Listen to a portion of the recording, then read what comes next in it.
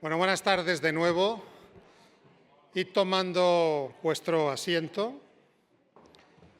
Vamos a seguir con esta 13ª jornada Investigar es avanzar del CIBERER. He tenido ocasión de hablar con algunos de vosotros mientras mis compañeros se sientan y de comentar varios temas que son importantes, ¿no? Vamos a daros otro número, que quizá lo sabéis, ¿no?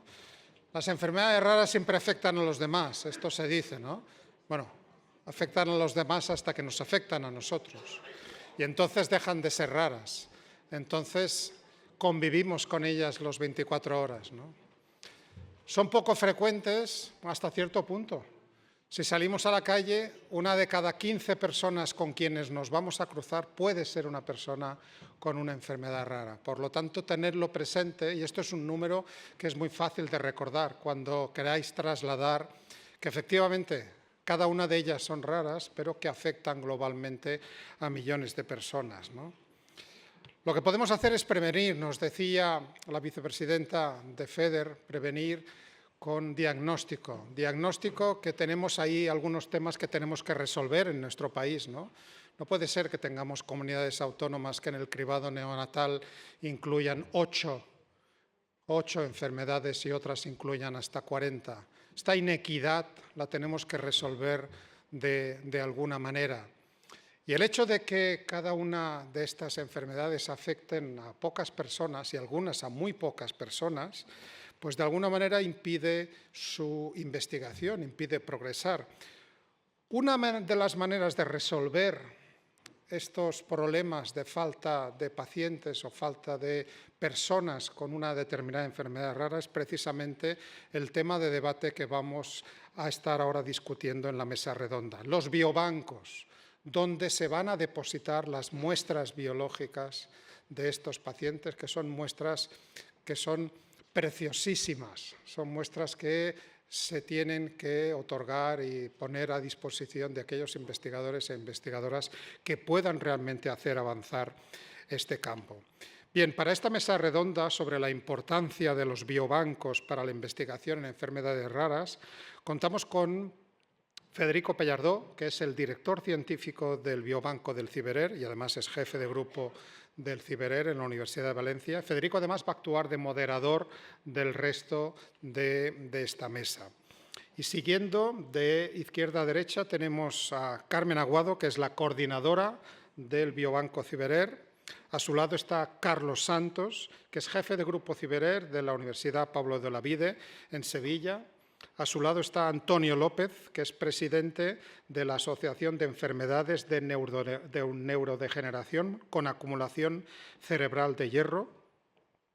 A su lado, Claudia López, que es afectada por acumulación cerebral de hierro. Y finalmente, Beatriz Arconada, que es técnico de investigación FEDER.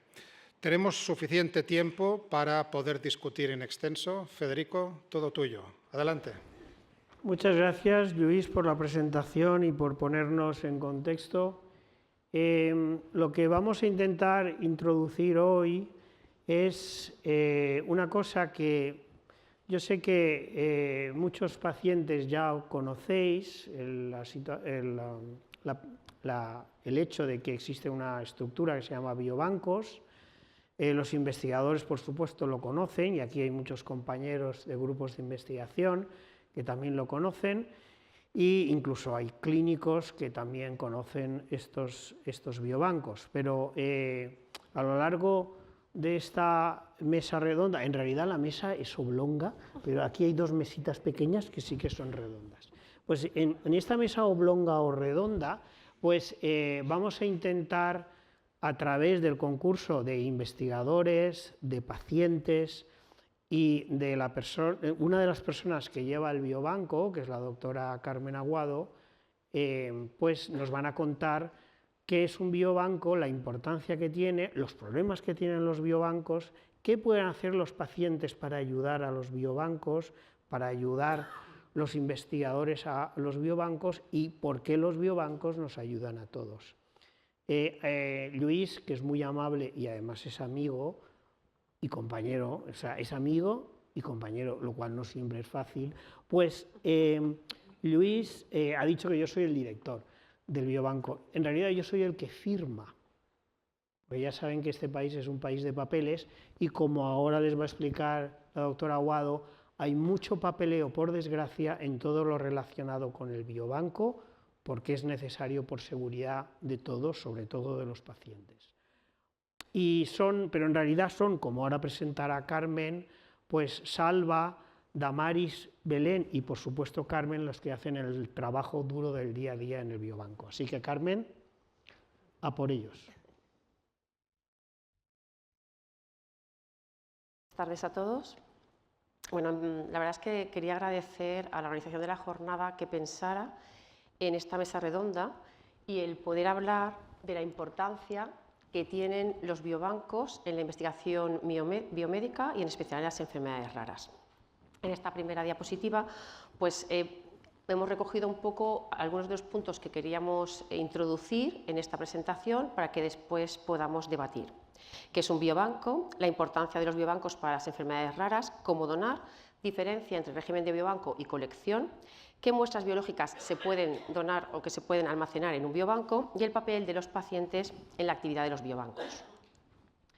Bueno, el CiberAir Biobank, como os imagináis por el nombre, es un biobanco, iniciativa del CIBER de enfermedades raras y nuestro trabajo se centra en la gestión con criterios de calidad, orden y destino de recepción, procesamiento, almacenamiento y cesión de muestras biológicas para proyectos de investigación en enfermedades raras, siempre y cuando estos proyectos pues, cumplan con los requisitos ético-legales exigibles a este tipo de actividades y que están en esta legislación.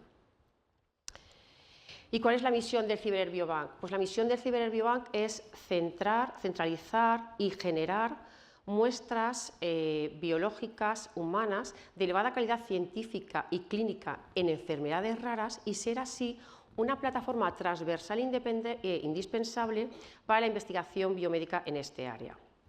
Este objetivo, esta misión, trata de que nosotros centralicemos en el biobanco estas muestras y así ayudemos a evitar ese problema que tienen estas patologías y es su dispersión geográfica por su baja prevalencia. Esta misión la estamos materializando en tres objetivos principales: la colaboración con asociaciones de pacientes y con clínicos, con el objetivo de generar colecciones prospectivas que vayan a ese régimen de biobanco y a ese catálogo del biobanco. La participación en proyectos de investigación biomédica en enfermedades raras con una doble finalidad. Por una parte, poner a punto nuevos servicios de I+D para la comunidad científica y también poder conseguir muestras que vayan al biobanco. Y el tercer objetivo, que es promover actividades de difusión para visibilizar esas colecciones y también sensibilizar a la sociedad, a la ciudadanía, de lo importante que es la donación para los biobancos y para el avance de la investigación biomédica.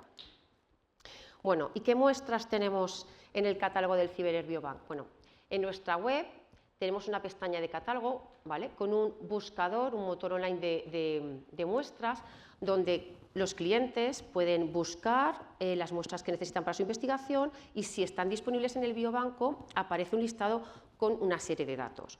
Estas muestras tienen dos orígenes principalmente, o bien las colecciones prospectivas que se han generado por iniciativa del biobanco, y muchas de ellas son muestras de los investigadores CiberAir que, una vez han finalizado esos proyectos, las ceden al biobanco, siempre por supuesto con control de calidad y con criterios de aceptación. Si ponemos al biobanco en números, pues deciros que en catálogo, es decir, en régimen de biobanco y disponibles para cualquier cesión, en estos momentos tenemos 1.400 muestras biológicas diferentes de 1.040 donantes, siendo el 75% de enfermedades raras. Algunas de las enfermedades que tenemos han dejado de ser raras, pero son colecciones que ya estaban previamente en el biobanco, ¿de acuerdo? Y, por supuesto, controles, que son fundamentales para el desarrollo de la investigación. Tenemos en estos momentos 89 patologías diferentes, estando el 74% de ellas codificadas con un código ORFA. Y además tenemos una cartera de servicios, en total son unos 22 servicios de procesamiento que ofertamos, y esto permite que año tras año los servicios ofertados por el biobanco crezcan. Bueno, otra de las preguntas, ¿cómo donar? Bueno, para hacer una donación necesitamos siempre un entorno sanitario, un hospital un centro de salud, donde el personal cualificado va a ser el encargado de hacer la extracción de esa muestra que va a dar el donante. Pero esa extracción de la muestra no se puede realizar si no existe un documento que se llama consentimiento informado y que el donante debe de saber. Debe de saber y, por tanto, debe estar escrito en un lenguaje fácil de entender y debe recoger una serie de puntos, como son algunos de los que os he puesto aquí, en qué consiste la donación y posibles riesgos. La donación es altruista, ningún donante debe esperar ninguna compensación económica, ¿vale? O sea, es ayudar al desarrollo de la investigación biomédica y es así, ¿vale? Pues para qué se van a utilizar las muestras y los datos, qué tipo de investigación se va a hacer, qué tiene que hacer el paciente si ya no quiere que esas muestras estén en el biobanco, ¿de acuerdo? Y entonces, una vez está el consentimiento informado, el personal cualificado procederá a la extracción de la muestra que viene a nuestras instalaciones y en nuestras instalaciones se codifica, se procesa y se almacena, ¿vale? Y como pone ahí, con todas las garantías de calidad que tenemos puestas a punto en los biobancos. ¿Para qué? Pues para que los resultados obtenidos en el desarrollo de los proyectos de investigación con estas muestras que tienen alta calidad tengan los resultados más robustos y concluyentes posibles. Por tanto, para la donación de muestras en investigación, pues hay dos formas. La forma directa es una forma dar directamente al biobanco, ¿de acuerdo? Es una donación que se hace, o sea, con ese objetivo. O de forma indirecta, como veis aquí, que hay dos opciones. Como excedente de un proceso asistencial de cualquier paciente, un excedente terapéutico, quirúrgico o diagnóstico, o, como os decía antes, el excedente de un proyecto de investigación, donde el donante tiene que especificar que cuando se acabe el proyecto, el destino final de esas muestras tiene que ser el biobanco, ¿de acuerdo? Por supuesto, como ya se ha dicho Fede, nuestra actividad está altamente regulada y tenemos consentimientos informados específicos para cada una de las donaciones. Bueno, en España, otra cosa que queríamos contaros, ¿vale?, es la diferencia entre régimen de biobanco y colección. En España, lo que es la obtención, almacenamiento y utilización de muestras biológicas humanas para la investigación está altamente regulado. Entonces, hay tres opciones para hacer esta actividad. Coleccionar muestras para un proyecto de investigación, para una línea de investigación y, por último, régimen de biobanco. Como podéis ver, son tres opciones diferentes, pero todas comparten en común que para poder trabajar con muestras biológicas humanas se necesita un proyecto financiado y con un consentimiento para trabajar con esas muestras humanas, un consentimiento de un comité ético y, por supuesto, el consentimiento informado del donante. Entonces, ¿cuál es la diferencia principal? Pues fijaros. En régimen de biobanco, el donante va a donar sus muestras con un consentimiento general muy amplio y esas muestras van a pasar al catálogo que tenemos online. Desde ese catálogo, esas muestras van a estar visibles para cualquier grupo de investigación nacional e internacional y van a ser cedidas a los proyectos que sean necesarios siempre y cuando estos proyectos cumplan requisitos éticos y científicos. O sea, el biobanco tiene unos comités asociados que van a valorar si ese uso o ese número de muestras es el adecuado para lo que estos investigadores buscan. ¿Qué pasa cuando recogemos muestras de colecciones para proyecto de investigación o para línea de investigación? Como veis, aquí el donante también firma un consentimiento informado, pero son consentimientos informados mucho más específicos. En este caso, para un proyecto en concreto, con un responsable de ese proyecto, ¿vale?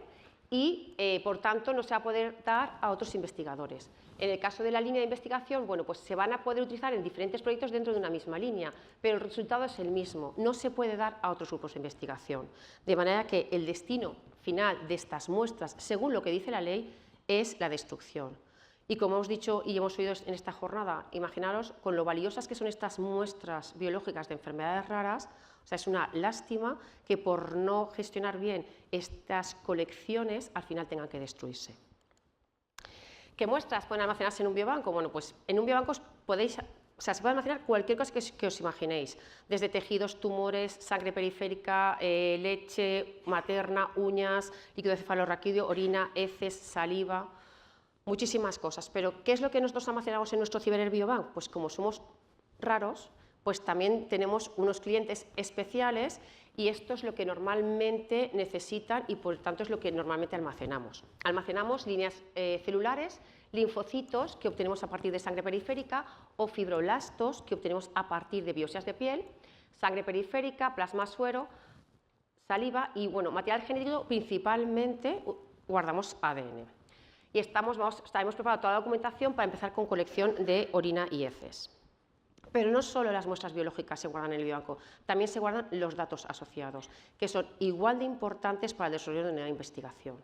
Además, como os he dicho, en los biobancos tenemos sistemas de calidad perfectamente establecidos y guardamos las muestras durante periodos bastante largos. Además, guardamos muestras en diferentes formatos o en diferentes momentos de evolución de la enfermedad, antes y después del tratamiento. Entonces, esas son todas las ventajas que desde los biobancos os ofrecemos a los investigadores para que tengáis una calidad en vuestra investigación. Pensar que ante la aparición de una nueva técnica, una nueva aproximación científica, si esas muestras están en el biobanco, se van a poder solicitar sin tener que recontactar de nuevo con los donantes, que muchas veces en enfermedades raras puede ser difícil. Y bueno, desde los biobancos también actuamos como una plataforma de interacción entre tres elementos fundamentales igual de importantes en la gestión de muestras biológicas. Por una parte, los clínicos, que van a ser las personas responsables de captar esos pacientes, gestionar la extracción de muestras, participar en registros. Por supuesto, los investigadores, que son los más interesados en utilizar estas muestras y sus datos asociados para desarrollar sus proyectos de investigación y poder encontrar nuevas dianas o ver nuevos tratamientos o profundizar en la fisiopatología de las enfermedades. Y los pacientes, los donantes, que son los más interesados en que ese avance en los proyectos de investigación vaya rápido y que se conozca lo antes posible el diagnóstico, el pronóstico y, por supuesto, también el tratamiento. Bueno, ya también se ha comentado en esta jornada el trabajo que hacéis desde las asociaciones de pacientes desde hace más de 20 años. La verdad es que, oigo en diferentes jornadas el trabajo que hacéis y cada día me asombra más. Lleváis, pues eso, impulsando el desarrollo de los proyectos de investigación, movilizando médicos, administraciones públicas, investigadores, concienciando a la población, pero la verdad es que no se ha quedado ahí, sino que seguís con este impulso y es tan grande que continuáis ampliando vuestra acción y un claro ejemplo es la vinculación o el trabajo que se está desarrollando desde las asociaciones de pacientes en colaboración con los biobancos. Y aquí os he puesto alguna de ellas. Colaboráis en muchas ocasiones en preparar esos documentos de consentimiento informado, en la revisión de las memorias científicas, estableciendo muchas veces prioridades de investigación, evaluando esas propuestas de investigación propias del biobanco, ya que nosotros también en nuestra pequeña parcelita intentamos investigar para poner a punto nuevas cosas. Por supuesto, haciendo difusión y promoción del biobanco, desarrollando estrategias del biobanco y una de las más importantes, pues reclutar muestras para el biobanco. Y en este punto quería comentaros la colaboración que estamos haciendo desde el Ciberbiobank con diferentes asociaciones de pacientes que están aquí para la gestión de colecciones prospectivas de donantes pacientes, pero también de donantes control para desarrollar proyectos de investigación en estas enfermedades que han sido impulsados y en la mayoría de veces financiados por estas asociaciones. En estos momentos estamos colaborando con la Asociación Alianza de Familias Afectadas con Síndrome de Wolfram, con DDX3X España, con Quistes de Tarlov, con Federas y con ENAC Asociación. Y brevemente quería comentaros pues, una de las colaboraciones que es la que hemos iniciado con ENAC.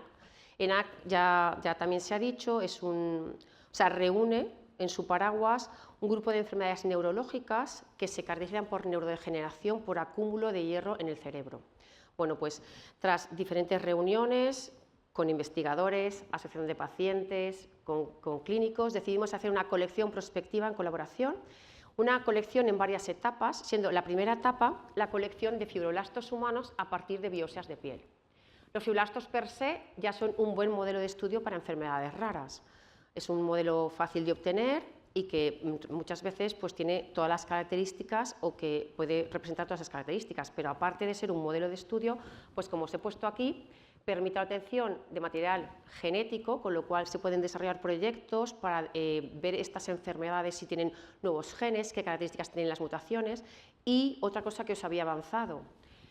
A partir de estos fibroblastos ya existe una tecnología que permite reprogramar células pluripotentes, es decir, obtener esas de fibroblastos células pluripotentes y después, a partir de estas células pluripotentes, obtener los linajes de células que les interesan a los investigadores, incluso organoides, que son órganos en miniatura que mimetizan esa complejidad estructural y funcional que tienen los órganos humanos. De hecho, en estos momentos tenemos alrededor de 20 líneas diferentes y ya están siendo utilizadas en estos proyectos de investigación. Y bueno, para acabar, os he puesto aquí dos links de iniciativas en las que ha participado el Biobanco durante el año pasado para divulgar la actividad que hacemos desde los biobancos y para sensibilizar y concienciar a la ciudadanía de lo importante que es colaborar con nosotros. Y como bueno, ha dicho Fede, pues bueno, este trabajo es un trabajo en equipo. Ahí estamos los 4 y, por supuesto, liderados por nuestro director científico. Y aunque físicamente estamos en Valencia, somos un biobanco nacional. Y estamos aquí dispuestos a ayudaros a todos en lo que podamos, por supuesto. Y muchas gracias por vuestra atención.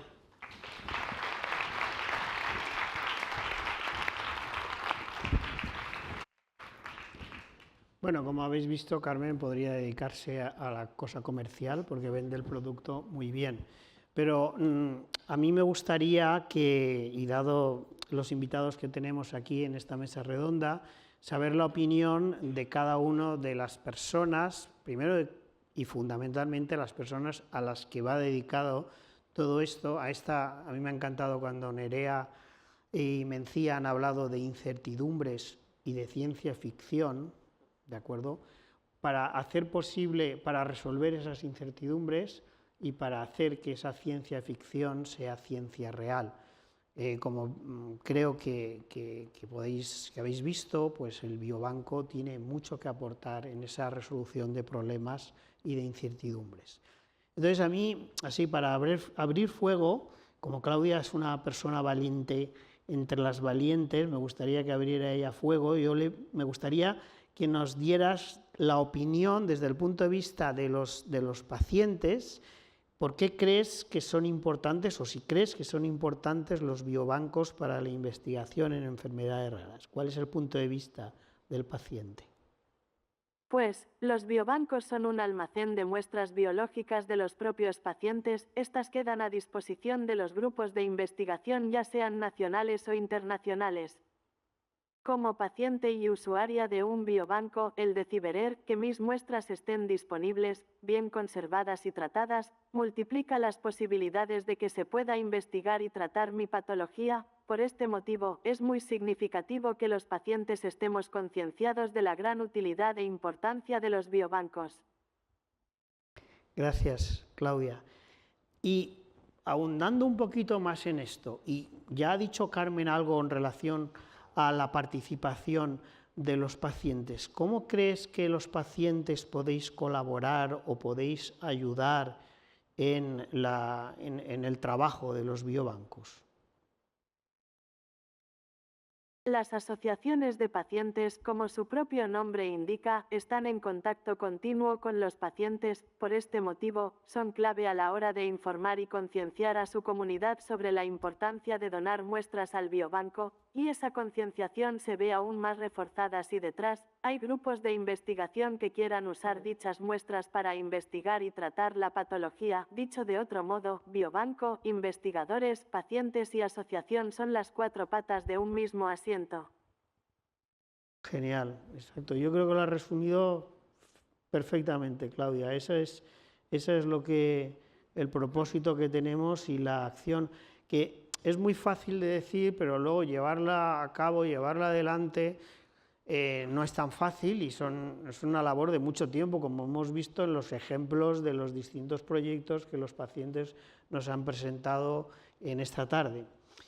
Y Antonio, tú como presidente de una asociación involucrada y que, como ha contado Carmen, ya habéis iniciado proyectos de este tipo, ¿podrías hablarnos un poquito de eso que brevemente nos ha comentado Carmen? Porque yo a Carmen le dije, no te enrolles, Carmen, que tienen que hablar todos, porque Carmen se enrolla mucho. Entonces, tú, como presidente de una asociación en la que ya habéis demostrado el movimiento andando, ya lo habéis demostrado lo que se puede hacer, ¿podrías darnos contar alguno de los dos ejemplos de colaboración? Bueno, yo creo que el más claro ejemplo de colaboración es precisamente este, ¿no? El que mantenemos con Cyberer. Y creo que es bueno que cuente por qué surge esta colaboración con Cyberer. Esta colaboración surge porque, bueno, mantenemos actualmente 9 líneas de investigación, de las cuales 4 usan material biológico, en el caso del biobanco fibroblastos, derivados de biopsias de piel, y en breve, pues, que todavía no se lo he dicho a Carmen, comenzaremos con orina. Sí, ya lo he apuntado. Ah, lo has puesto ya. ¿Te acuerdas? Que he dicho, Vale. y creo que en breve... Perfecto. Entonces, nosotros ya llevamos 10 años de recorrido con este tipo de material biológico y hemos aprendido con el tiempo que a veces se crean pequeños cortijos de material biológico. Es decir, ese material biológico es mío y no lo cedo a otro grupo de investigación. Pero aparte de esto, cuando ha habido este tipo de cesiones, perdón, se han identificado, contadas con los dedos de la mano, se han identificado contaminaciones. No se sabía muy bien el número de pases que los fibroblastos tenían. Para los que no sepan lo que son los pases, el número de veces que puede usar ese fibroblasto sin que ya empiece a deteriorarse.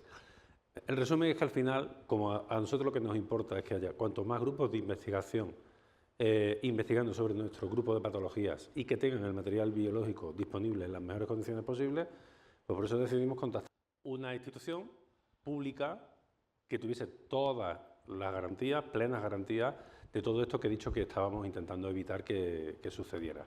Y ese es el motivo por el cual pues comenzamos a colaborar muy estrechamente con Carmen, a desarrollar todo este tipo de consentimientos informados específicos para nuestro grupo de patologías, etcétera, etcétera.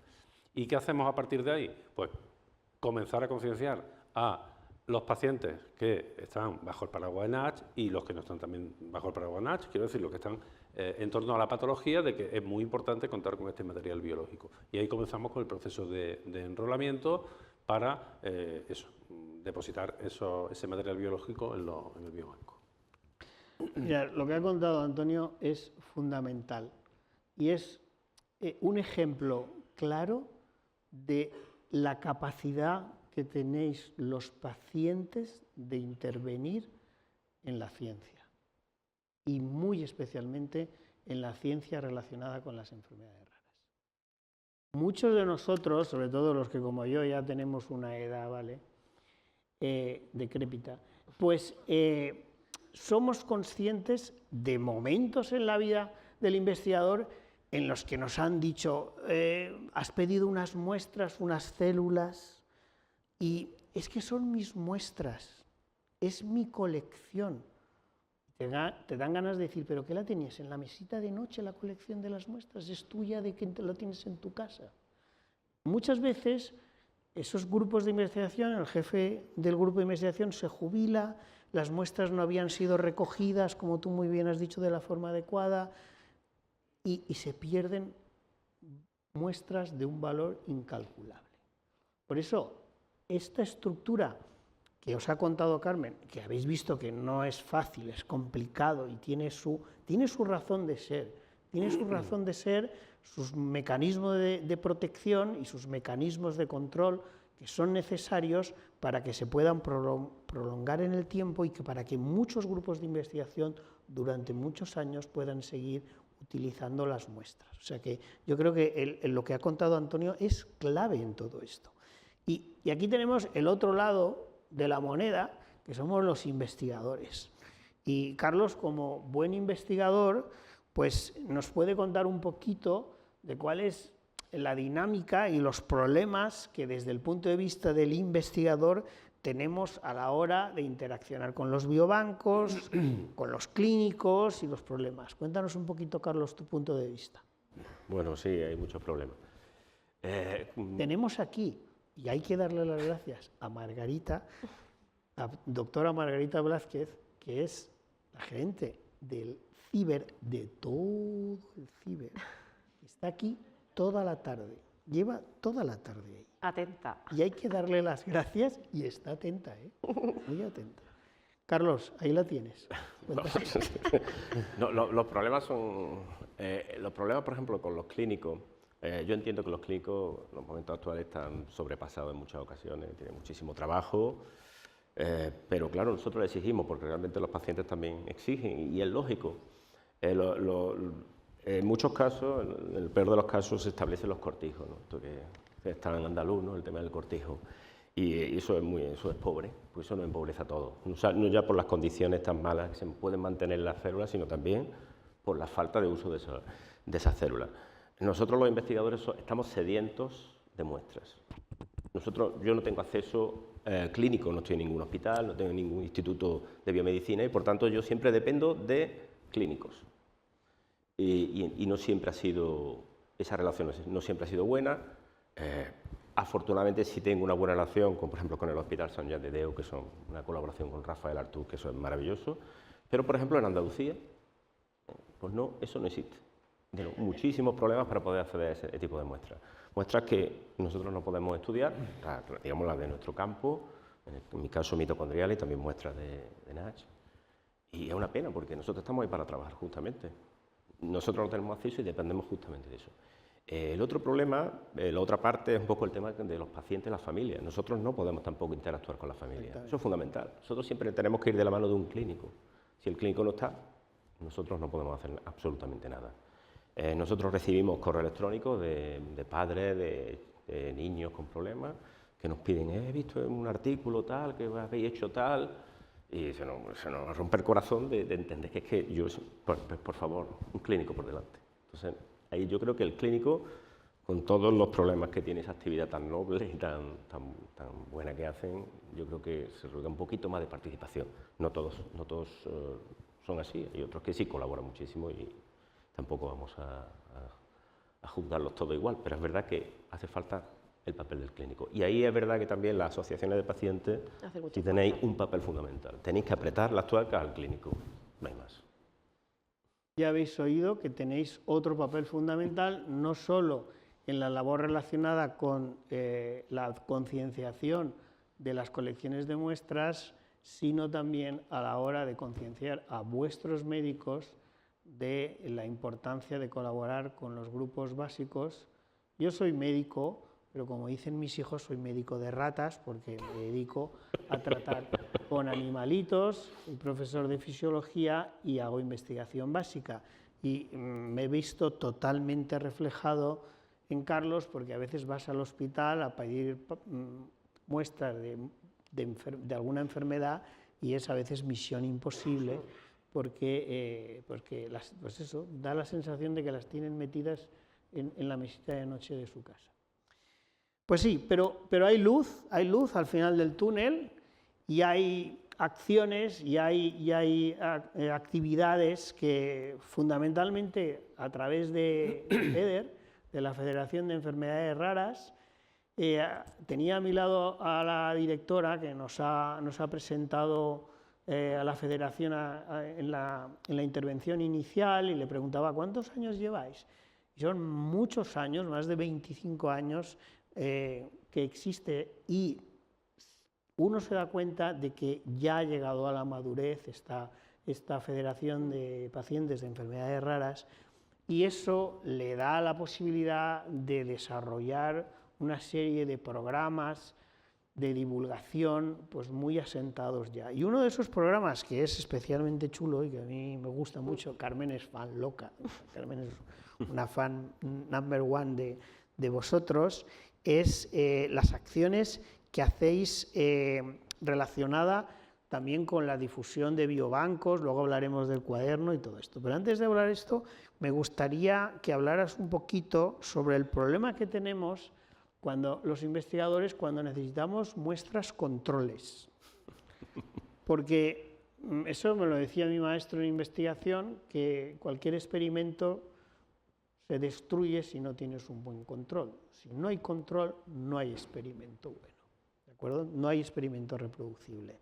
Entonces, cuéntanos un poquito, Beatriz, y luego, Carlos, tú también supongo que podrás aportar en el tema sobre la importancia de los controles, la dificultad de conseguir controles, etcétera, etcétera. ¿Qué nos puedes contar sobre esto, Bea? Pues efectivamente, cuando hablamos de enfermedades raras y todo lo que enfocamos alrededor de las enfermedades raras, pues incluimos a nuestro colectivo y todo lo que tiene que ver con todos los agentes de nuestro colectivo, ¿no? Pero parece como que dejamos fuera al resto de la sociedad, ¿no? Que son precisamente esas muestras control, esas muestras de las personas sanas, ¿no? Esas personas sanas, efectivamente, las enfermedades raras, pues son lo que también se llaman enfermedades fundamentales, porque son las vías para investigar la patología de las enfermedades y los mecanismos moleculares de las patologías. Y esas investigaciones sirven precisamente también para aplicar a las enfermedades comunes. Luego no estamos tan lejos de compartir problemas problemas y cuestiones con las personas del resto de la sociedad.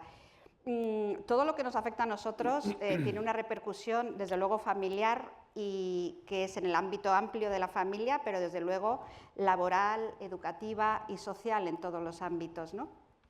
Y lo que nosotros vemos precisamente en los biobancos, y después de la colaboración que hemos tenido con Carmen, nuestro mensaje fundamental es que tenemos que ser parte de la solución todos, no solamente las personas que tenemos una enfermedad rara, ¿no? Sino cualquier persona de la sociedad. Vemos que hay muchísimas campañas, pues, que promocionan la donación, ¿no? España es realmente un país bastante altruista en estas cuestiones. Somos número 1 mundial de donaciones de órganos, luego hay donación sangre, médula, etcétera, ¿no?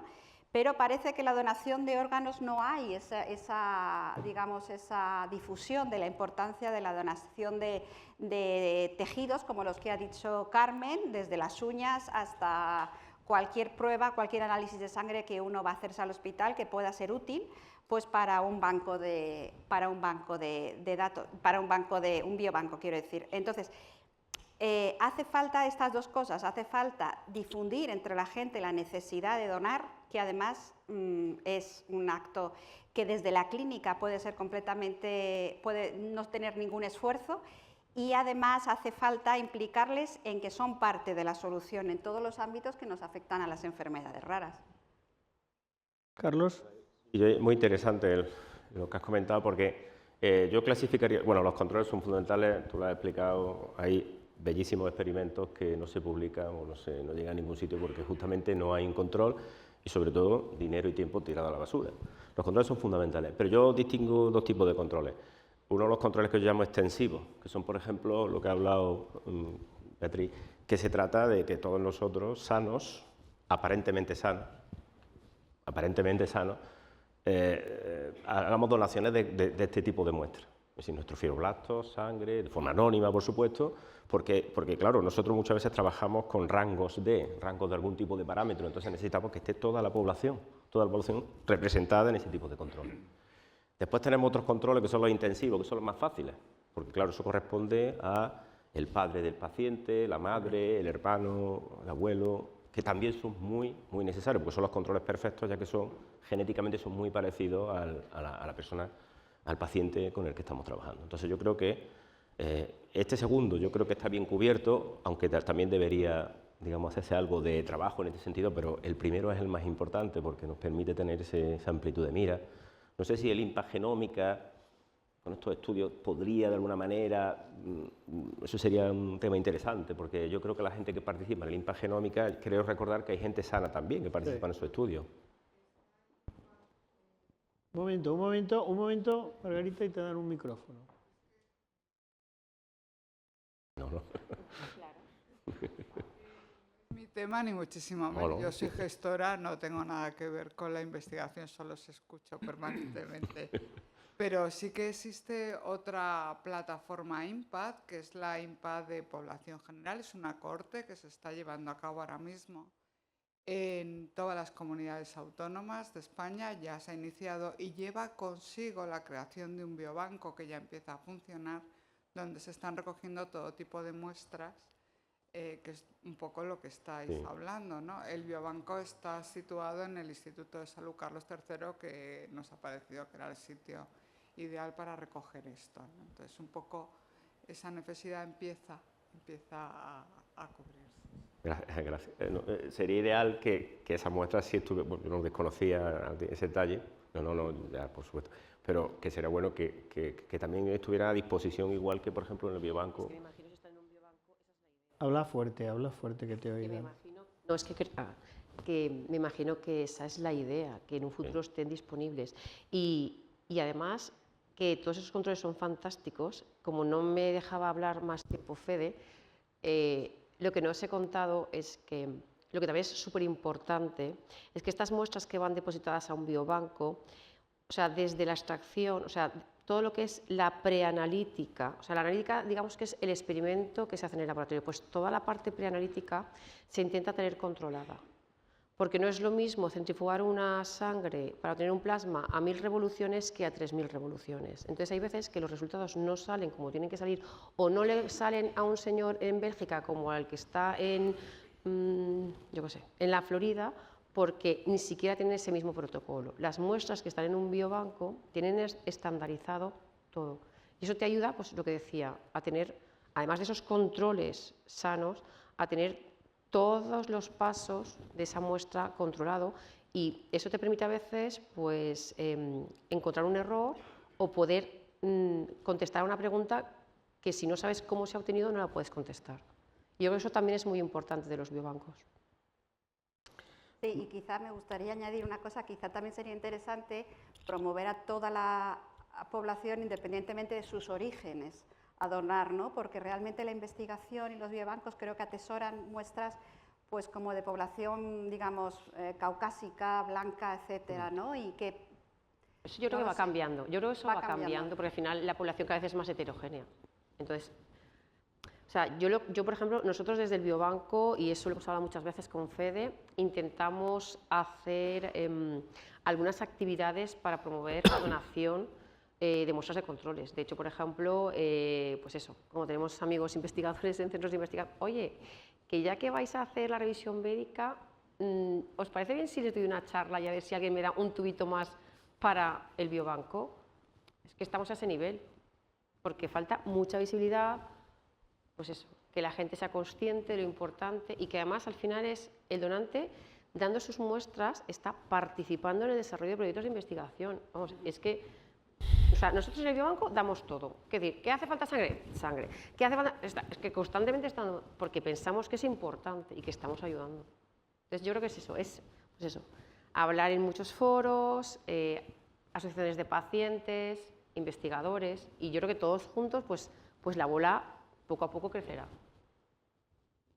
Bueno, ya sabéis, Carmen va con el Evangelio a donde vosotros queráis. Entonces, por supuesto. Cualquier asociación que le interese, que le den una charla, tanto online como incluso presencial, siempre que tu marido no se enfade demasiado, pues Carmen o los miembros del biobanco pues van a dar charlas divulgativas a vuestras asociaciones sin ningún problema. Estamos encantados de participar y de hecho habitualmente pues colaboran y son invitados.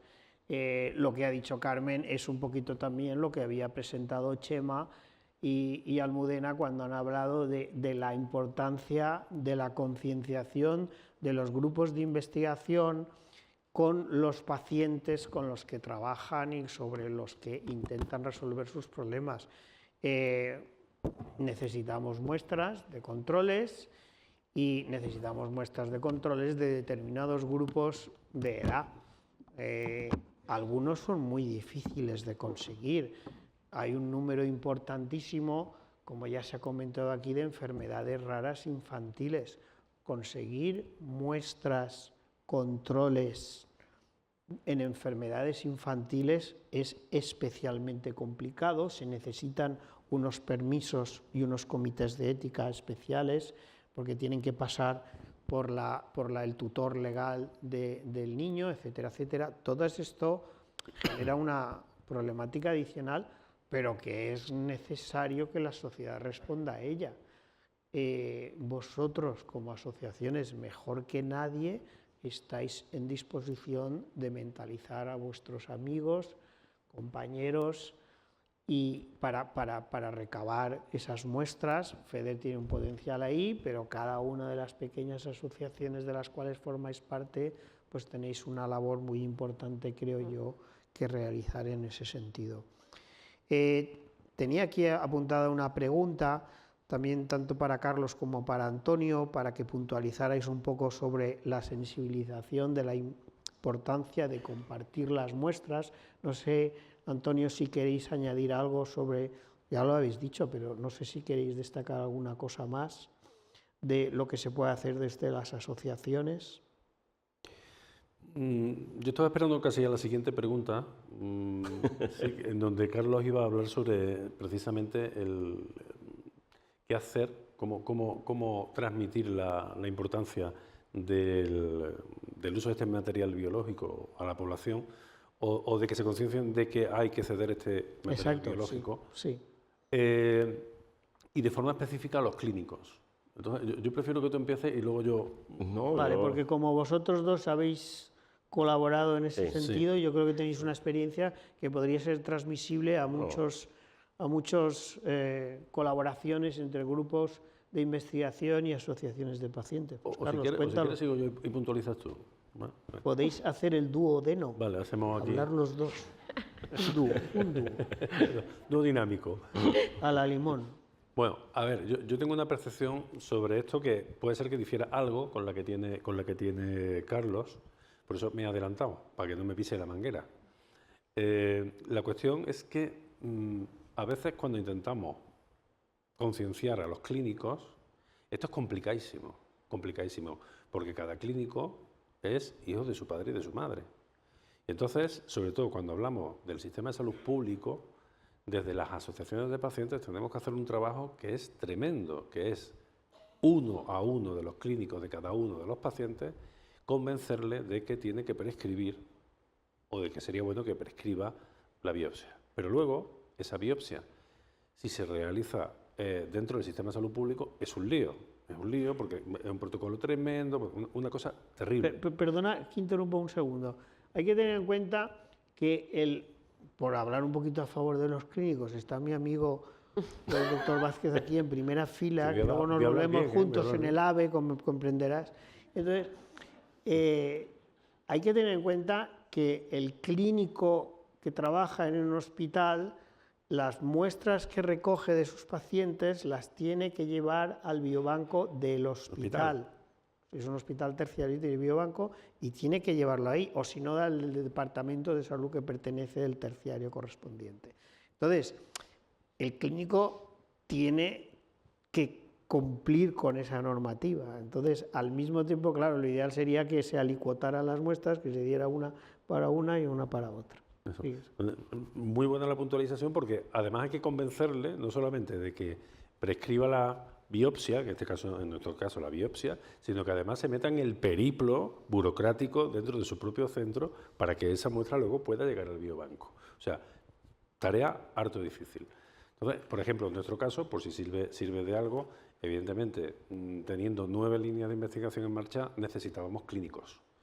Clínicos que en este caso pues sí que están muy estrechamente vinculados con acuerdos específicos para las líneas de investigación, que son siempre los mismos y son los que prescriben esta biopsia, con lo cual allanamos muchísimo el camino. O sea, convencerlos a todos es complicado, pero al menos si hay alguna asociación de pacientes aquí que quiera emprender este camino, sí que es bueno que al menos se busque uno o dos que puedan prescribirle. Probablemente sea más rápido, como estamos haciendo nosotros, usar la vía de la privada para la biopsia de piel, porque es todo más rápido, más simple y más limpio, por supuesto con todos los consentimientos informados, con todo, como Dios manda. Pero esta vía para nosotros es como mucho más rápida después del periplo que ya llevamos vivido de estos 10 años atrás. No, yo doy fe de lo que dice, de este uso de digamos, del hospital o sanidad privada.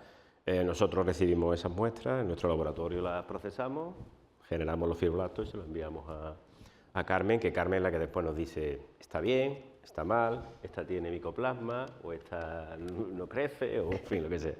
Pero en principio así se funciona bastante bien. Y además con todos los consentimientos informados y todas las garantías legales. Y luego es un poco también lo que decía Mencia, que al final cuando algunas asociaciones de pacientes contactan con nosotros para estas colecciones, o sea, al final las enfermedades raras, pues a los pacientes los llevan equipos multidisciplinares y siempre les decimos a los más simpáticos, a los que se hayan enganchado un poco con vuestro hijo, porque claro, es que pues es que me llevan 6 médicos, bueno, y tú con quién es esa relación un poco más personal, porque al final es verdad, o sea, pierden su tiempo, que ya van a tope de su trabajo y les estamos metiendo, pues eso, un paso, o sea, una tuerca más, Entonces, claro, hay que entender todos los puntos. Bueno, y si encima hablamos de registro... Bueno, ya exacto, registro. Esa era la siguiente pregunta. Siguiente paso. Yo creo que Antonio aquí nos puede dar un poquito de luz sobre la historia de los registros y los biobancos, o entre los dos, Carlos y Antonio. Seguimos con el duodeno. La perspectiva de las asociaciones, desde la perspectiva de una asociación, ¿cómo confluyen los biobancos con los registros de enfermedades raras? ¿Cómo ves ahí el tema? Que es complicado también. A ver, nosotros tenemos ya una experiencia no buena, con un biobanco, registro de pacientes, pero no fue buena por la gestión. Nosotros mantenemos nuestro propio registro de pacientes, pero esto yo considero que no es lo ortodoxo.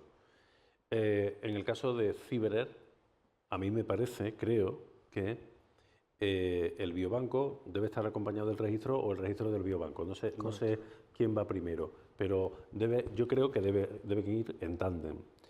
Y deben ir en tándem porque en muchas ocasiones un grupo de investigación en concreto o un clínico que también tiene perfil o desarrolla su actividad como investigador quiere concretamente la muestra de este señor porque ha visto algo, un hilo, una puntita de hilo del cual tirar de la madeja y quiere investigar concretamente ese caso, que probablemente sea un caso que aporte luego luz para otros muchos casos. Entonces, si mantenemos por un lado el registro de pacientes y por el otro el biobanco, pues ahí tenemos un cortocircuito que se produce para este tipo de escenarios. Y creedme que esto ha sucedido en más de una ocasión en todo este tiempo que llevamos ya vivido. Entonces, yo creo que es muy importante y lanzo el guante para que CiberAir incorpore el registro de pacientes, que va a ser más fácil que al revés, el registro de pacientes que incorpore a CiberAir. Y no solamente eso, sino también cuando hablamos de enfermedades raras, yo no sé qué porcentaje, pero se me antoja que la mayor parte, el 90, el 95%, deben ser de base genética. Porcentaje altísimo. 80, por ahí. 80. Por lo menos el 80. Vale, no sabía el dato, pero sabía que era muy alto. Por lo menos el 80. Entonces, también es muy importante dentro de ese registro de pacientes y de ese biobanco incorporar otra cosa que es sumamente importante, que está adquiriendo cada vez más relevancia. Bueno, ya antes era futuro, pero esto ya a día de hoy, terapia génica, CRISPR, todo esto, es muy importante que esa muestra y ese registro de pacientes o ese paciente tenga identificada qué mutación genética, en qué gen, qué variantes, etcétera, etcétera, para ya tener una visión completa y operativa de cara a lo que se nos viene ya encima o a lo que ya tenemos encima, que son terapias génicas, este tipo de cuestiones. Carlos y Carmen, ¿lo veis posible eso? Bueno, es lo que estábamos hablando un poco en el café. El café, sí. El tema es, a ver, Estaban hablándolo en el café. CiberAir ya tiene una plataforma que es GenRare. GenRare es una plataforma que ayuda a hacer esto, o sea, que es de registros. Pero claro, hacer un registro de una enfermedad, pues al final también tiene unos requisitos legales y no es fácil porque al final se necesitan investigadores y se necesitan clínicos y se necesita un comité asesor. Bueno, yo creo que eso hasta Ingrid la puede poder explicar un poco mejor que yo. Pero, por ejemplo, nosotros ya estamos como biobanco formando parte de registros. En Canvas es un ejemplo. Y nosotros siempre que intentamos hacer este tipo de colecciones, y además nosotros tenemos reuniones con GenRare los jueves, tenemos nuestras reuniones y siempre estamos muy coordinados, y en el momento en que puede haber una colaboración entre el CiberAir Biobank y GenRare, por supuesto, o sea, se establece. Pero que no es fácil empezar ese registro como hay que empezarlo, porque al final es lo que tú dices, experiencia con una especie de biobanco y con una especie de registro, pues mala. Entonces, las cosas hay que hacerlas bien desde un principio. Y, por supuesto, yo creo que esto hay que moverlo. Y desde aquí, si alguien nos está viendo, ¿no? Pues queremos clínicos para que estén ahí apoyando a este registro. ¿No, Antonio y Carlos? Totalmente. Bueno, estamos bien.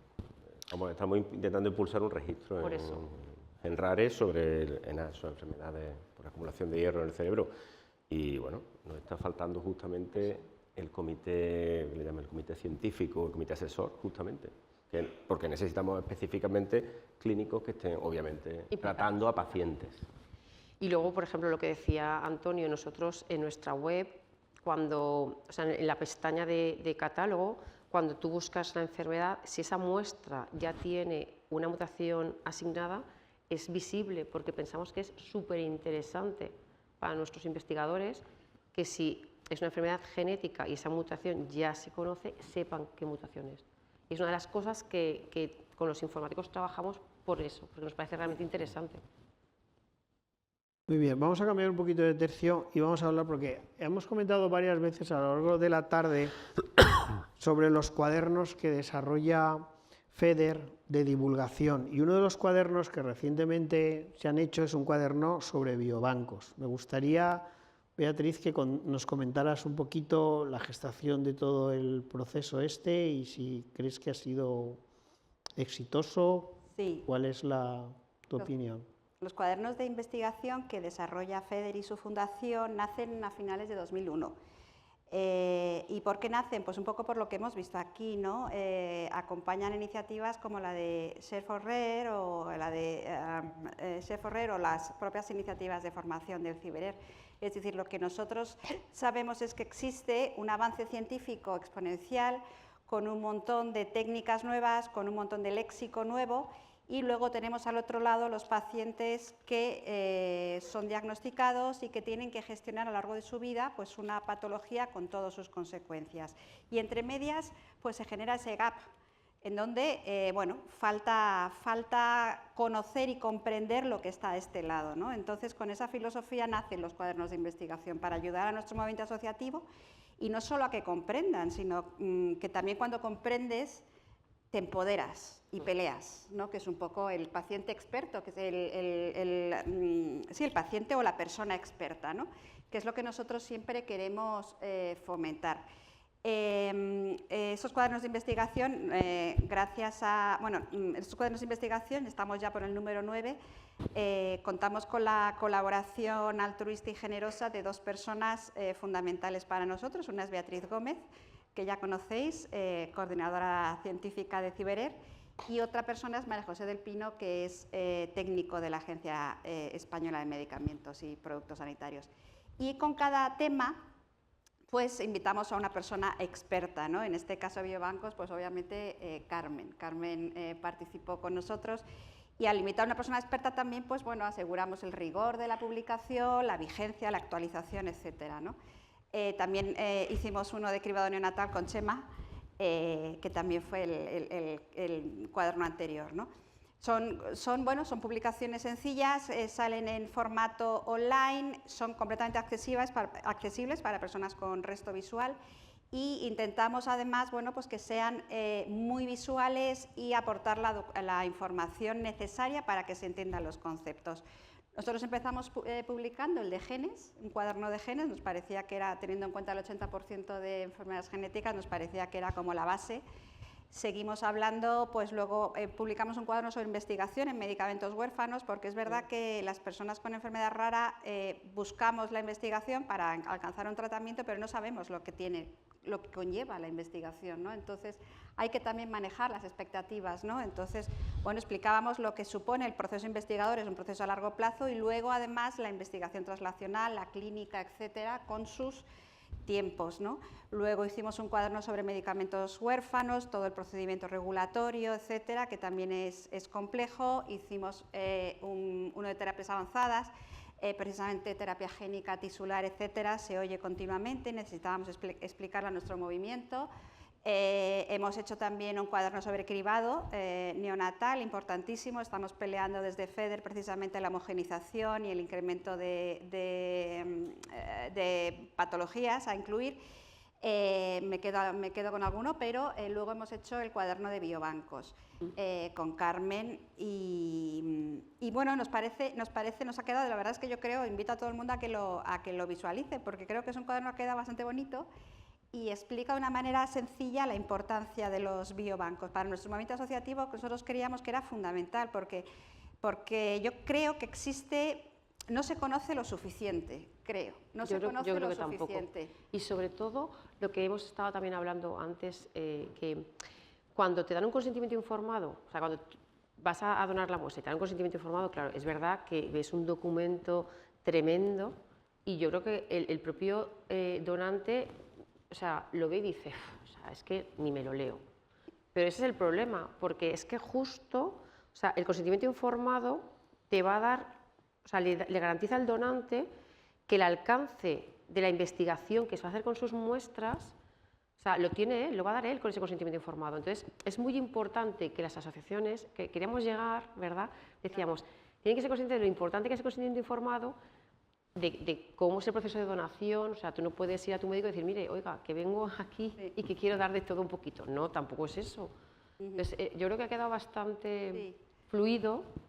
Además, nace junto con un sustrato el IRDIR, que es el Consorcio Internacional de Enfermedades Raras, también hace incidencia sobre la importancia de los biobancos, estableciendo unos objetivos que sean interoperables, que sean de ámbito global, que homogeneicen sus procedimientos. Nace en ese contexto, pero además también, y he perdido el hilo ahora mismo, bueno, pues nace con eso, y nace también, sí, perdón, ya me acuerdo, con la encuesta de Eurordis del 2020. En esta encuesta de Eurordis, que es una encuesta que participan, no sé si 3.000 y pico personas de toda Europa. Un poquito lo que es Eurordis, un poquito, muy poquito. Eurordis es la plataforma, la Asociación de Pacientes Europea de Enfermedades Raras, y a la cual nosotros pertenecemos. Y Eurordis pues hace unas encuestas anuales, y en esta encuesta concretamente habla sobre les pregunta a los pacientes si ellos están dispuestos a compartir sus datos, ¿no?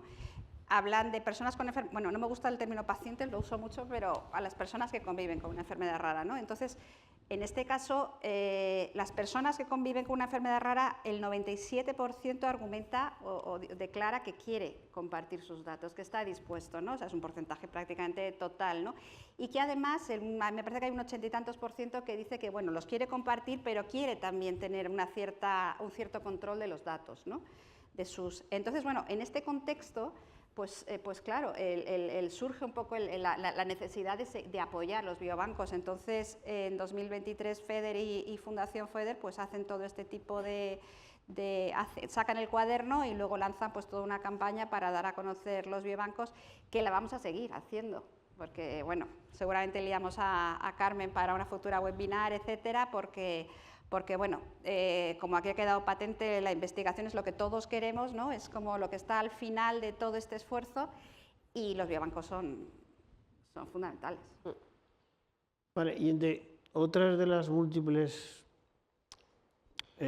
actividades, iniciativas de divulgación que se hacen a través de Ciber en el biobanco, también, porque como tú te apuntas a un bombardeo, Carmen, pues también has participado en estos podcasts de Share for Rare, ¿no? Sí. Y que los hemos comentado, las actividades que desarrolla tan interesantes Share for Rare a lo largo de la tarde. Cuéntanos un poquito cómo fue esa iniciativa del podcast. Pues bueno, la verdad es que Ciber tiene un grupo de gestores fantásticos, y yo me apunto a todo, pero también porque me siento muy apoyada también por ellos. Y bueno, salió bueno, la verdad es que empezó en el 22 y empezamos un poco muy casero.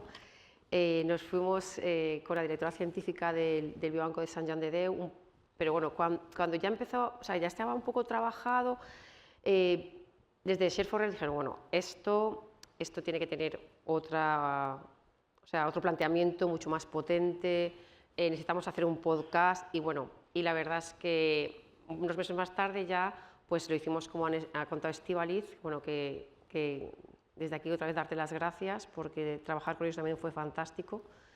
Y nos coordinamos con el Biobanco de Sant Joan de Déu y nosotros, y la verdad es que es también muy gratificante, porque hay veces que hay gente que llama a nuestro biobanco y nos dice: muchas gracias por contar, por divulgar, muchas gracias por decir que estáis ahí, por apoyarnos. Y la verdad es que para mí, bueno, yo creo que para nosotros en general, todos los que estamos aquí, es súper importante poder ayudar y ver que tu trabajo pues, puede ayudar a otras personas. De hecho, desde los gestores Ciberer también nos plantearon pues eso, presentarnos a los premios Weber, que nos lo dieron el año pasado. Cuenta esos premios que son, cuéntalo. El premio Weber de la Fundación Weber al protagonista del año en enfermedades raras, nos lo dieron en la última edición. Y eso, o sea, yo me apunto a un bombardeo, pero la verdad es que me siento muy apoyada y muy ayudada desde ti, que es mi director científico, al equipo que tenemos y a los gestores. Y es muy importante, porque cualquier cosa que os planteo o que me planteáis va adelante y al final, pues eso, con investigadores como Carlos, con asociaciones de pacientes fantásticas, pues yo creo que esto va a ir a más, seguro que va a ir a más. Vale, y un tema que ha quedado un poquito así en el aire, lo has citado así de pasada, pero yo creo que me gustaría destacarlo porque creo que es muy importante. Uno es el esfuerzo que hacéis con todas las normativas que tenéis que pasar, las normas ISO, no sabéis la cantidad de normas, inspecciones, todos los años nos inspecciona continuamente. Después vuelvo de vacaciones y siempre tenemos nos examinan. Yo es como si no hubiera acabado la carrera y siguiera examinándome en septiembre, como si me hubiera quedado una asignatura siempre. Y ahora viene una más fuerte. Sí, pero ya tengo 63 años y sigo examinándome en septiembre.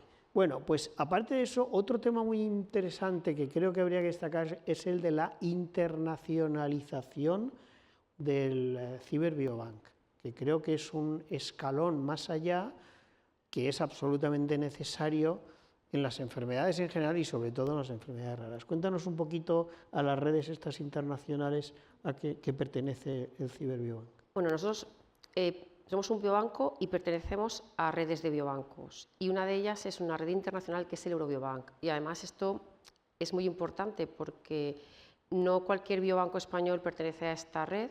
De hecho, a día de hoy, hasta hace un mes éramos 2, ahora hay un tercer biobanco que es el de Sant Joan de Déu. Y bueno, al final estar en una estructura europea pues, te permite participar en proyectos y además, me refiero, los biobancos europeos no son tampoco como los biobancos españoles y eso te da pues, una amplitud de miras y poder participar en muchas cosas que evidentemente si no participas en esas redes pues no puedes, no llegas a eso. Luego, el que nuestro catálogo online, además de estar en nuestra web, y en la red valenciana y en la plataforma nacional, pues esté en Eurobiobank, pues tiene mucha repercusión científica para esas muestras que están ahí. Porque al final las muestras de enfermedades raras pues hay pocas y cuando hay una llamada para un proyecto grande, normalmente se ponen en contacto con el Eurobiobank. De hecho, la Plataforma Nacional de Biobancos y de Biomodelos del Instituto de Salud Carlos III va a meterse en una estructura europea que es el BBMRI y vamos a ir ya todos los biobancos españoles que estamos en la plataforma de la mano del ISCI a ese proyecto europeo e internacional, porque al final, y más en raras, tenemos que hablar de eso a nivel internacional. Dentro del paraguas del Instituto de Salud Carlos III. Sí. Ese es el futuro más próximo a nivel de... Perfecto. Bueno, pues el conductor, Luis, tenemos 15 minutos aproximadamente. A mí me gustaría que estos últimos 15 minutos pues la audiencia participara, porque tenemos la suerte de tener aquí a un plantel de lujo que, como habéis visto, desde distintos puntos de vista, pues hemos analizado, hemos hecho creo una visión amplia de toda la problemática de los biobancos, de las ventajas, de los inconvenientes, de los problemas que tienen los biobancos y de la posibilidad y de la herramienta tan potente para hacer que esa ciencia ficción que decía Mencía no sea ciencia ficción, sino que sea ciencia real. Así que, por favor, vosotros tenéis la palabra. Esto está hecho para vosotros, ¿de acuerdo? Esto es para vosotros. Así que, por favor, tomar la palabra y preguntar, que es gratis. Aquí tenemos una primera pregunta. Di, por favor, el nombre o la asociación que representas. Gracias. Hola, muy buenas. Soy vocal de la Federación Española de Enfermedades metabólicas hereditarias. Y para nosotros, que es algo que hablaba antes con Luis, el cribado es algo fundamental y creo que en todas las enfermedades raras para mí es algo incomprensible, me parece hasta delictivo, que de la muestra que se saca en la prueba del talón, luego al final, según cada comunidad, saque unas o no, o sí, cuando el coste es el mismo sacándolas todas. Y me estaba preguntando ahora, mientras os estaba oyendo, si no sería posible que en esa muestra del talón se recogieran unas muestras. Puede ser incluso de manera anónima y tan solo van a ser muestras, sin más, de la población y van a salir ahí todas esas enfermedades y todo lo demás. Y es una manera, y ya la tenéis directamente tal cual uno nace. Otra cosa son las de, que estabais hablando antes de que los bebés era difícil que tuvierais muestras, ¿no?, de la población infantil. Ahí tendríais una muestra directa que se toma en cada momento que uno nace. Más luego, me comprometo fielmente a distribuir y difundir el que las muestras es tremendamente importante para que podáis avanzar.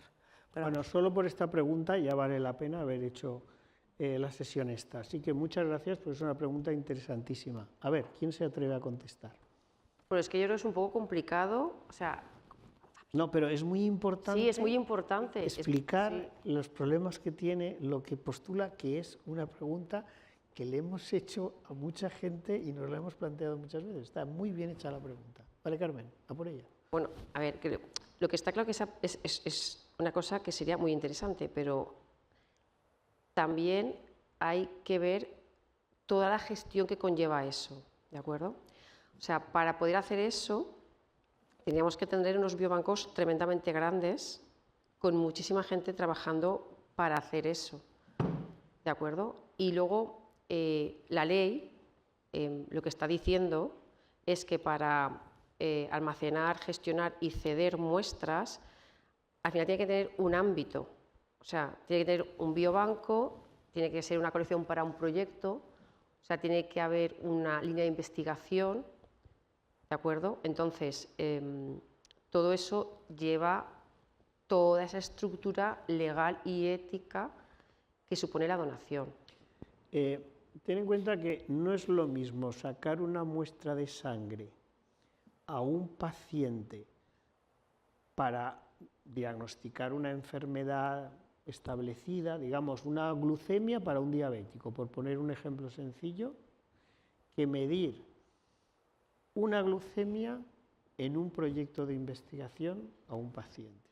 El protocolo es distinto, la legislación es distinta y la complejidad es mucho mayor. O sea, Chema Millán, por ejemplo, te podría contar casos de procesos de cribado neonatal de enfermedades que no estaban regladas en el registro de una comunidad autónoma determinada en el protocolo, y como no estaba en el protocolo, no es una prueba clínica, sino que es una prueba de investigación. Y eso complica, Chema, si quieres participar, complica extraordinariamente la protocolización de la muestra.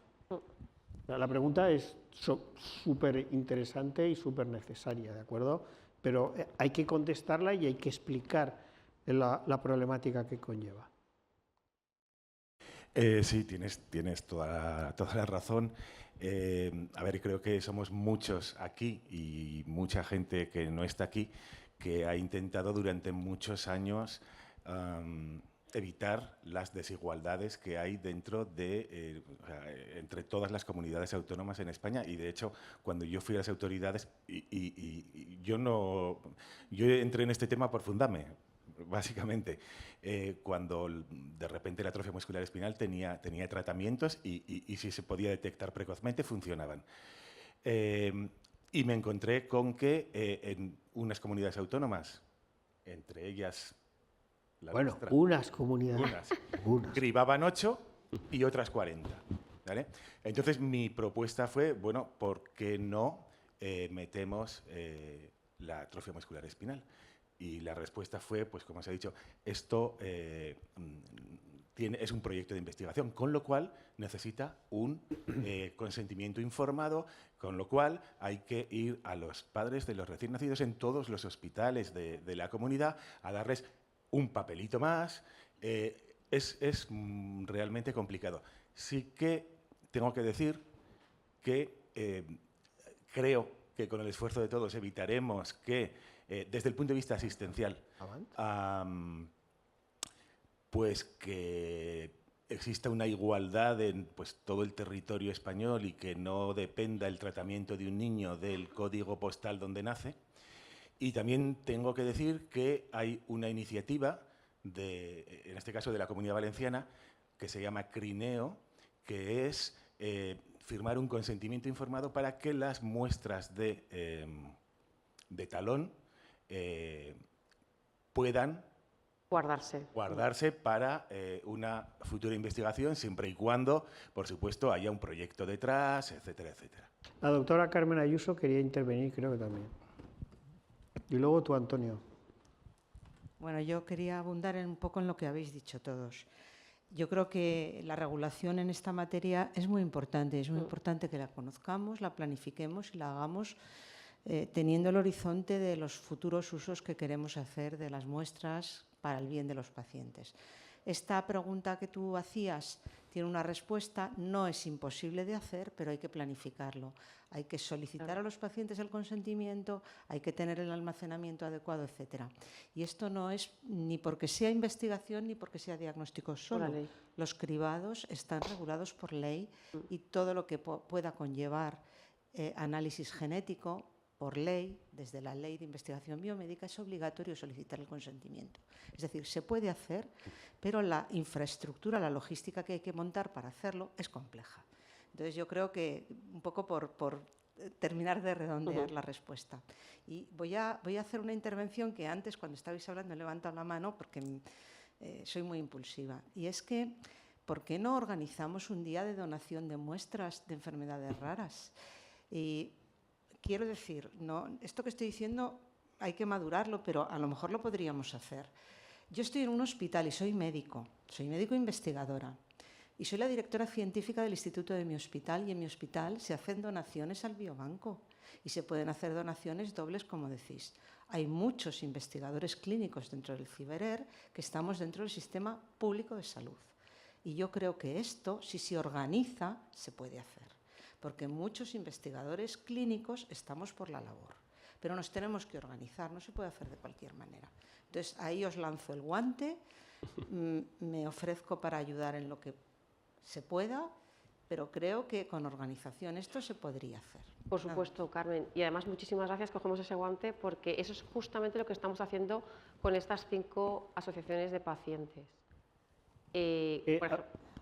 Antonio quería hablar antes. Acaba, sí. Carmen. No, que es lo correcto, es organizarse súper bien, y con la buena voluntad que tienen los donantes de asociaciones de pacientes, los donantes, pacientes y sus familiares sanos. O sea, es que es súper fácil, pero como tú bien dices, es súper importante la organización, o sea, que los donantes sean conscientes de lo que van a hacer, de que todo se guarde perfectamente y de que todo esté muy temporizado para que no se pierda nada, porque son tan valiosas que lo que hay que hacer es eso, trabajar muy coordinados.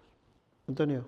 Bueno, yo quería hacer un comentario respecto a lo del tema de la prueba del talón y a algo que ha comentado también el doctor. Sé que no es el tema de hoy, pero estoy de acuerdo con las cifras que ha dado él, que son más o menos de ese orden de magnitud. Comunidades autónomas donde la prueba del talón te hace Andalucía, 9. Ceuta y Melilla, 43. Paradójicamente, lo que se hace en Ceuta y Melilla se analiza en Sevilla, o sea, en el Virgen de Rocío, con lo cual no se entiende muy bien. Exactamente, le da lo suyo. Pero exactamente, pero siempre entramos en un bucle. Lo digo porque a veces nos metemos en cuestiones que nos hacen perder un montón de tiempo y nos agotan y al final nos aburren, ¿no? Claro, siempre que se habla del tema de la prueba del talón entra la cuestión del agravio comparativo entre comunidades autónomas, lo que tú decías. Pero claro, yo me quedo anodado y perplejo cuando hablamos de entre 9 o 43 patologías en un horizonte de 7.000 enfermedades raras. Entonces, no sé de qué estamos hablando. Quiero decir que yo emplearía mis esfuerzos, apuntaría mis cañones a hacer un eso más. Y tenemos una visión mucho más amplia de la cosa, ¿no?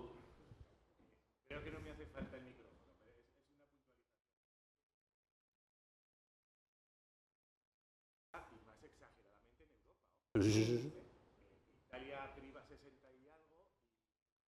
Sí, y de hospital en hospital pasa. Pero tanto esfuerzo para tan poco resultado. Había una pregunta. Sí, vale, es que no veo muy bien por la luz. Aquí, sí, aquí en el centro. Hola, hola, buenas tardes. Me llamo Fernanda y bueno, hemos creado recientemente la asociación Charcot Marie-Tooth España y que bueno, no había una asociación nacional. Me parece muy interesante haber tenido la oportunidad de acudir a esta sesión porque estamos viendo, no sabemos nada, ¿vale? Estamos empezando, y vemos que esto es un mundo de trabajo que nos queda por delante por hacer. Entonces me surgen preguntas, muchas. Una, ¿cómo hacemos para que el Ciberer nos conozca? Eso por un lado, sepa que existimos. Por otro lado, ¿cómo podemos aportar? Entiendo, por lo que han descrito, que las muestras se obtienen solicitadas por un médico. En el caso de una enfermedad neuromuscular, como es la nuestra, entiendo que es un neurólogo. ¿Es así? Sí. Entonces, tendríamos que ir a neurólogos o tendríamos que contactar con neurólogos que soliciten muestras. ¿Qué tipo de muestras serían interesantes en nuestro caso? Pues justo eso es lo que te quería decir. A ver, la toma de muestras o la toma, el material biológico que va a dar el donante puede ser diferente en función de la enfermedad. Pero nosotros, por ejemplo, tenemos muestras de Charcot Marie-Tooth y podemos poner, decir, que puede ser sangre para tener plasma, puede ser fibroblastos, puede ser linfocitos de la sangre. Entonces, es decir, esas cosas hay que ir escalón por escalón. Si vosotros estáis interesados, lo perfecto es hacer un poco como hemos hecho aquí. Contactar investigadores de Charcot Marie-Tooth, vuestros médicos, vosotros, y entonces establecer un poco el esquema para trabajar. Porque a lo mejor, por ejemplo, ya hay gente que trabaja en esa enfermedad y que está interesado, imagínate, es una tontería, en las uñas. Pues a lo mejor, ¿para qué vas a dar sangre si le interesan las uñas? Por eso, todas esas cosas, lo mejor es organizarse, reunir y hacer un plan de trabajo. Vale, tendríamos que contactar, entonces... Bueno, pues sí, no sé, bueno, Ciberer Biobank, vale. Y yo intento contactaros con quien haga falta. Luego Carmen te da su correo electrónico y te pones en contacto y te lo detalla. Pero, o sea, es súper fácil. Para darte a conocer, has hecho lo correcto, que es venir aquí a esta jornada Investigar es Avanzar, donde te hemos escuchado todos, y decirte que en el Ciberer tenemos un programa de investigación de enfermedades neuromusculares que, a través de cualquiera de los gestoras o gestores que tenemos aquí con nosotros, te pueden poner en contacto y a partir de ahora ya formas parte de la familia. Bienvenida. Pues muchas gracias. ¿Había otra pregunta por aquí, un poquito detrás? Sí. ¿No se oye? Ah, vale. Buenas tardes y muchísimas gracias a todos porque realmente esta mesa coloquio aún elongada ha sido muy, muy interesante. Me llamo María Patrocinio Verde y formo parte de la asociación HHT, o enfermedad antiguamente denominada Rendu-Osler-Weber, pero también soy médico de familia y formo parte del grupo de genética clínica y enfermedades raras de SEMPIC. Las compañeras anteriores me han pisado la pregunta sobre el tema del cribado. Nosotros, desde nuestro grupo de trabajo, hemos intentado hacer una modesta labor de difusión de las enfermedades raras, fundamentalmente entre nuestros compañeros médicos de familia y pediatría, y siempre nos hemos tropezado con esa falta de equidad absolutamente inexplicable e insostenible en cuanto a la prueba del cribado. Es verdad, como decía el otro compañero, que un resultado de 40 o 50 en el grandísimo espectro de 7.000 pues parece una gota de agua, pero con las gotas de agua también se trabaja.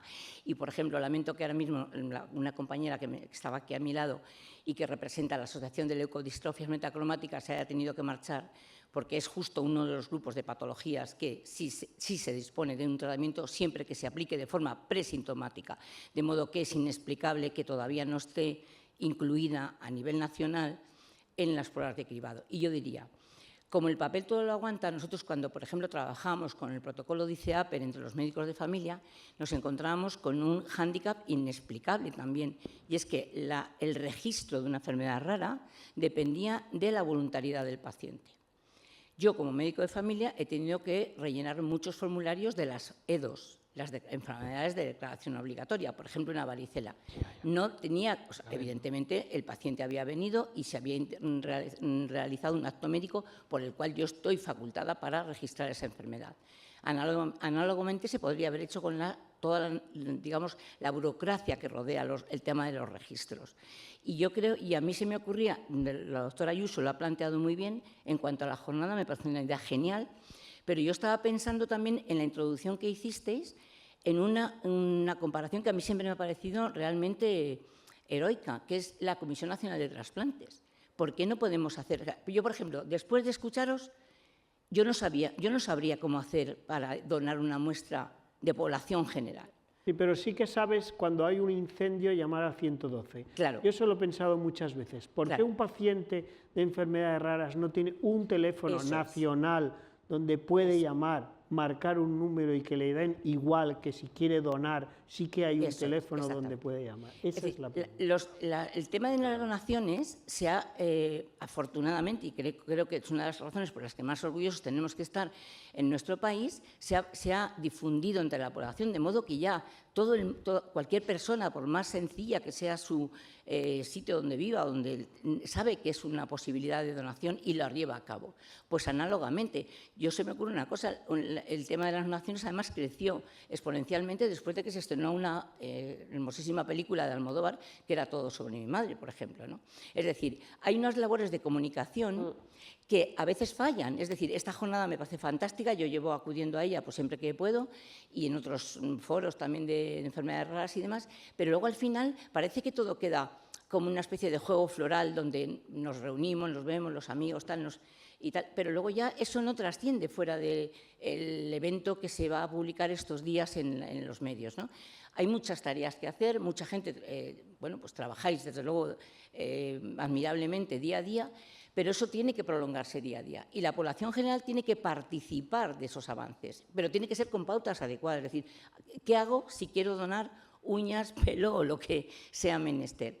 Evidentemente no pueden ir, no sé, si no tienes dónde almacenarlo no tiene ningún sentido, claro que sí, hay que sentar las bases y las infraestructuras, ¿no? Pero yo creo que esto llega poco a la población general y por lo tanto pues seguiremos estando con legislaciones relativamente encorsetadas. Yo lo siento, pero estamos ya fuera de tiempo. Os agradezco. Una pregunta, pero es muy rápida, pero autorrespondible, ¿eh? Que sea autorrespondible.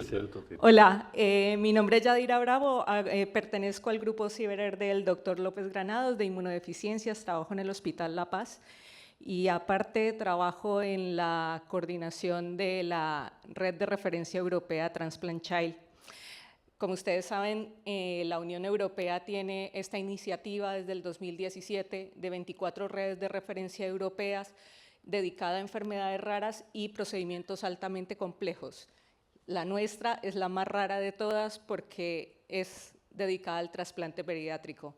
Y solamente una pincelada. Nosotros ahora mismo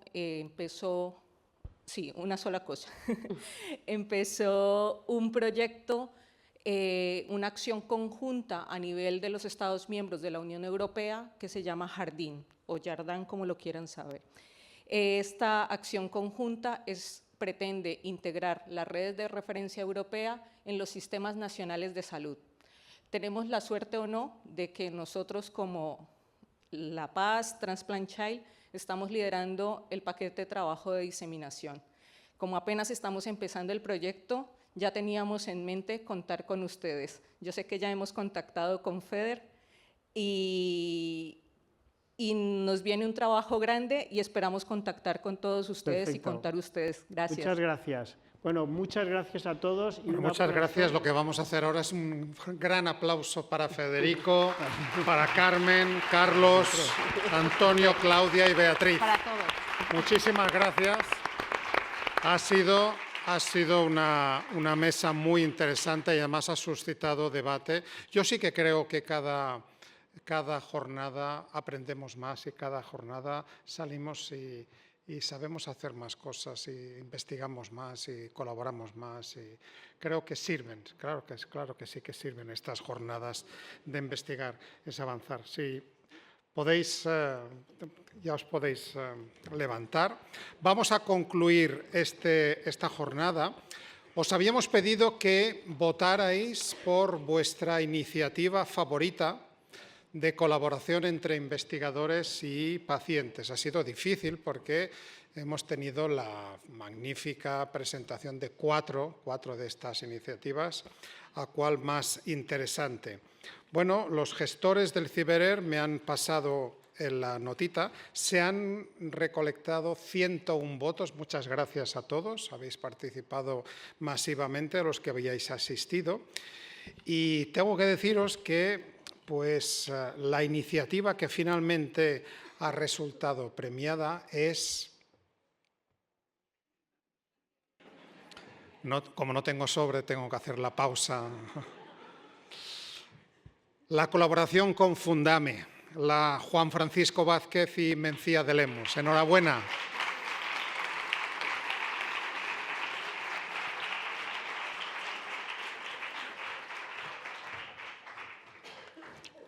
Ingrid os va a hacer entrega, poneros por aquí delante, de este magnífico cristal de artesanía que se refiere al CiberER, al Ciber de Enfermedades Raras, que es un trabajo artesano hecho por un centro especial de empleo y de la Comunidad Valenciana que se llama FED de Vidra. Por lo tanto, enhorabuena y muchas gracias por habernos contado vuestra iniciativa de éxito y mucho éxito para todos. Venga, adelante. Un aplauso para ellos.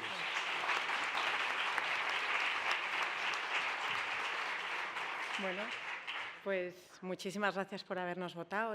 Llevo echándole la bronca a Juan toda la tarde porque él no ha querido votarse. Y yo, Juan, ya verás como por un voto nos salgamos. Pero bueno, a mí lo que me ha hecho sobre todo muchísima ilusión es haber podido conocer a gente en la hora del café que tiene ganas y que se acerca para decir, oye, ¿y nosotros cómo podemos? De verdad, bueno, contactarnos cuando queráis. Yo soy voluntaria, con lo cual yo siempre estoy disponible. Pero creo de verdad que es ilusión tener el foco puesto súper claro y no perderse en tonterías. Y yo creo que vivir un poco en el ICC. Es que ICC a nosotros nos ha salido, o sea que ¿por qué no? Así que, bueno, muchísimas gracias. Bueno, muchas gracias. Yo creo que partíamos con la ventaja, ¿no?, de que es una historia de éxito y esto siempre llega. Y bueno, pero también nuestra idea era dar ánimos a todos aquellos que estáis peleando porque las cosas salgan adelante, porque a veces salen. Y después de toda la caña que nos han dado a los clínicos, pues al menos me voy con un premio. Bueno, muy bien. No lo he comentado, pero lo digo ahora. Vuestra iniciativa ha recibido el 40% de apoyo de los 101 votos, con lo cual, pues estupendo, enhorabuena. Vamos a concluir el acto. Pablo Lapuncina, el director del CiberER, pues tendría que haber dado unas palabras, pero ha tenido que salir para atender a otros medios de comunicación. Ya sabéis que hoy es el Día de la Locura, el Día Internacional de las Enfermedades Raras. Pero quiero daros este mensaje que ya se ha mencionado a lo largo de la tarde, ¿no? Hoy es el día que visibilizamos la existencia de las enfermedades raras, pero cada día del año, y más en un año bisiesto como el nuestro, que tenemos un día más, cada día del año cuenta, ¿no? Por lo tanto, todos los que nos dedicamos, tanto desde la investigación como desde las asociaciones de pacientes y todas las fundaciones, los clínicos, los facultativos, los administrativos, los técnicos, los gestores, los enfermeros, enfermeras, etcétera, todos tenemos claro nuestro papel. Y nuestro papel es seguir investigando, seguir desarrollando cada vez más terapias. Tenemos un trabajo enorme por hacer. Si quiero ver el vaso medio lleno, digo que casi un 10% de las enfermedades tienen algún tipo de tratamiento. Si quiero ser realista, digo que apenas es un 5%, con lo cual tenemos todavía mucho trabajo por hacer. Hoy los que habéis asistido a esta 13ª jornada, habéis visto unos cuantos investigadores de los 700 que formamos el Ciber de Enfermedades Raras. Y también habéis podido conocer unas cuantas asociaciones de pacientes, entre las que han subido aquí arriba o las que estáis presentes, ¿no? En FEDER hay, si no me equivoco, más de 400. Por lo tanto, hay mucho más trabajo fuera de aquí del que hemos sido capaces de trasladar. Básicamente, lo que tenemos que hacer, lo ha dicho muy bien Pablo al inicio de su charla, es seguir los dictados, seguir la corriente internacional del Consorcio Internacional de Investigación en Enfermedades Raras y tratar de reducir el tiempo que tenemos que esperar para obtener un diagnóstico concluyente de nuestros niños y nuestras niñas. Sobre todo porque, como acabamos de conocer con algún ejemplo que nos ha dicho la doctora, pues hay muchas enfermedades cada vez más en las cuales podemos intervenir prematuramente, intervenir en fases iniciales, y esto es esencial para la calidad de vida que va a tener esa persona el resto de su vida, que va a convivir con esa enfermedad rara. Por lo tanto, diagnóstico lo tenemos que resolver. 4 o 5 años de media, pues es algo que deberíamos reducirlo al máximo. Deberíamos ser capaces de llegar a ese compromiso IRDIC, de tener ese diagnóstico en el primer año desde que se detecta o desde que se procesa la primera muestra de diagnóstico. Y naturalmente, una vez si tenemos el diagnóstico, pues proceder a desarrollar cuantas más terapias mejor, terapias de todo tipo. A veces las terapias no necesariamente tienen que ser de última generación innovadoras. Por aquí también se ha mencionado, hay mucho futuro en el reposicionamiento.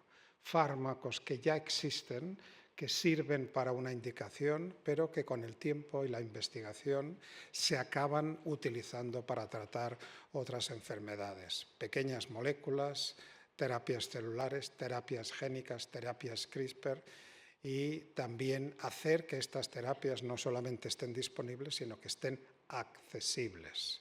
Tenemos un problema en algunos casos que científicamente hemos resuelto la terapia, pero económicamente va a ser difícil que puedan acceder los pacientes. Y ahí tenemos que hacer compatible el legítimo derecho que tienen las empresas biotecnológicas y farmacéuticas en resarcirse de la inversión realizada con un precio racional que sea asumible por el Sistema Nacional de Salud. Estos son los deberes que nos ponemos todos, con lo cual os deseo a todos que acabéis de pasar un excelente Día Internacional de las Enfermedades Raras y nos veremos en un año, probablemente aquí o en algún otro sitio, esperemos que aquí. Muchísimas gracias a todos por vuestra participación. Quiero pediros a todos los ponentes que subáis, todos los que habéis participado en la jornada de hoy, por favor, subid al escenario que nos van a hacer una fotografía. Margarita, tú también. Tú tienes que subir también, porque se nos ha ido la directora general. Venga.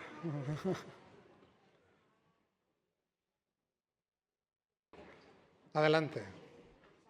Sí, aquí, venimos por aquí. Yo creo que alguien nos va a tomar una foto. Sí, estupendo. Venga, poneros por aquí en medio.